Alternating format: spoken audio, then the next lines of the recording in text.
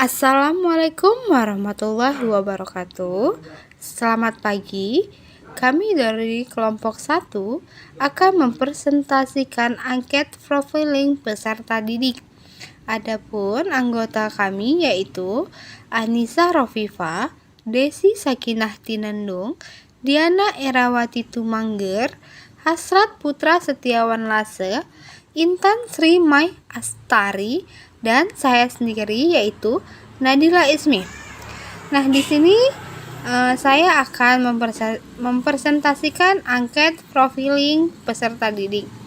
Ada 12 aspek di dalam angket tersebut, yaitu ada etnik, kultur, status sosial, kemampuan awal, perkembangan fisiologis, perkembangan kognitif, perkembangan emosi, perkembangan psikososial, perkembangan moral, motivasi belajar, gaya belajar, dan perkembangan minat. Nah, aspek yang pertama yaitu aspek etnik. Untuk aspek ini terdiri dari 7 pertanyaan mulai dari menanyakan alamat hingga suku peserta didik. Adapun jawabannya dalam bentuk respon karena pertanyaannya jenis pertanyaan terbuka. Nah, aspek yang kedua yaitu aspek kultur.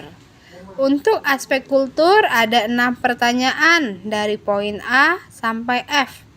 Pada aspek ini kami menanyakan budaya atau tradisi dari siswa tersebut. Jenis pertanyaannya adalah pertanyaan terbuka. Untuk aspek yang ketiga yaitu aspek status sosial yang terdiri dari 11 pertanyaan terbuka. Pada aspek ini, siswa diberi pertanyaan tentang orang tua siswa dan juga status sosial ekonomi mereka.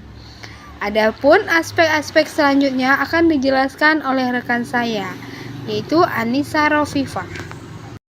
Baik, saya Anissa Rofifa akan melanjutkan penjelasan tentang angket profiling peserta didik.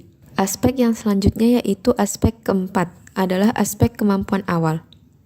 Pada aspek ini ada 5 pernyataan dan siswa memilih jawaban ya atau tidak.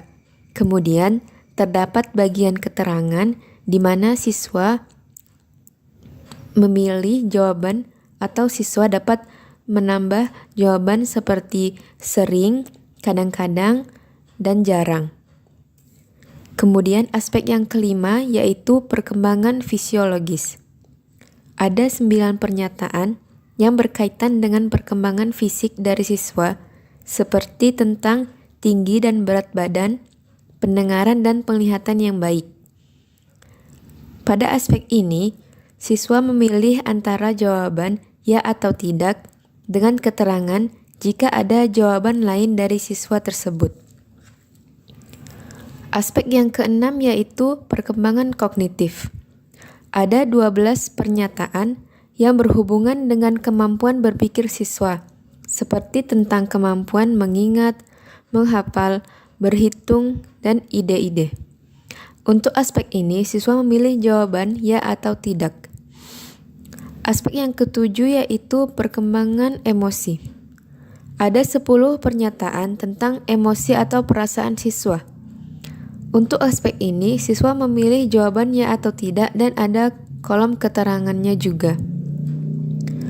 Aspek yang kedelapan adalah perkembangan psikososial yang berkaitan dengan kondisi psikis atau kejiwaan anak dan juga hubungan anak tersebut dengan sesama atau cara bersosialisasi dengan sesamanya. Ada 8 pernyataan dengan pilihan jawaban ya atau tidak dan terdapat kolom keterangan juga. Aspek yang ke-9 adalah perkembangan moral.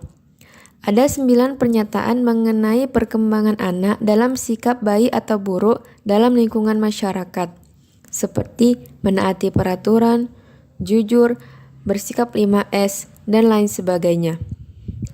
Aspek yang ke-10 adalah motivasi belajar. Ada 6 pernyataan tentang motivasi belajar dari siswa, seperti mengenai rasa ingin tahu, aktif saat belajar, dan lainnya.